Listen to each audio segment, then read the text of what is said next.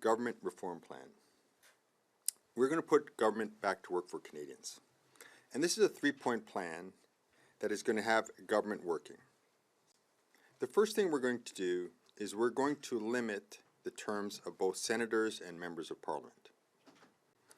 The second step is that we are going to redistribute the power that's been concentrated in the offices of the leaders of the different parties, and we're going to give it back to the Speaker of the House, we're going to give it back to the members of Parliament, and we're also going to give some of that power to the citizens of Canada. And finally, we're going to introduce a second chamber, and this is going to make the government far more productive. Our system was not designed for professional politicians.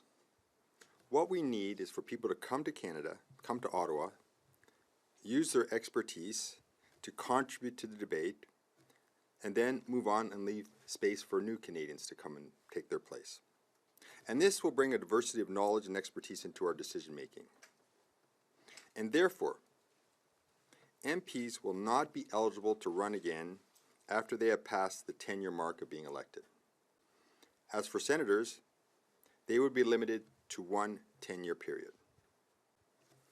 Our system was designed to promote robust debate among different voices so as to get the best policies put forward. Unfortunately, with the concentration of power, Parliament has become gridlocked and unable to get work done. So, we will take power from party leaders and give it back to the Speaker of the House, the MPs, and the citizens of Canada. The Canadian system is a Westminster system. However, we are the only system in the world that uses the Westminster system where the Speaker does not get to decide who speaks. That power has been consumed by the party leaders. So we're going to take it from them and give it back to the Speaker of the House. With respect to members of Parliament, they will be freed to do what they were sent to do, which is to represent their constituents. So we're going to free their voices to allow them to speak up when they should, and they are representing their constituents. This is a representative democracy. And finally, we're going to use the electronic petition system to allow Canadians to bring debates into the House of Commons. Petitions that garner more than 75,000 signatures will then be debated in Parliament. Finally, the third part of my plan to reform government is to do with a second chamber. We will introduce a second chamber for debate into the House of Commons. A second chamber allows government business and legislation to move faster through the system. You have to think of it as a two-way highway.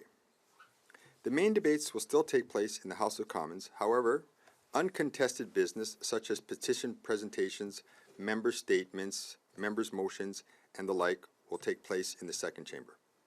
This will have a very positive impact on the productivity of the government. I should note that Australia has had one for over 30 years, and the United Kingdom has had one for over 25 years. So, this will modernize our government.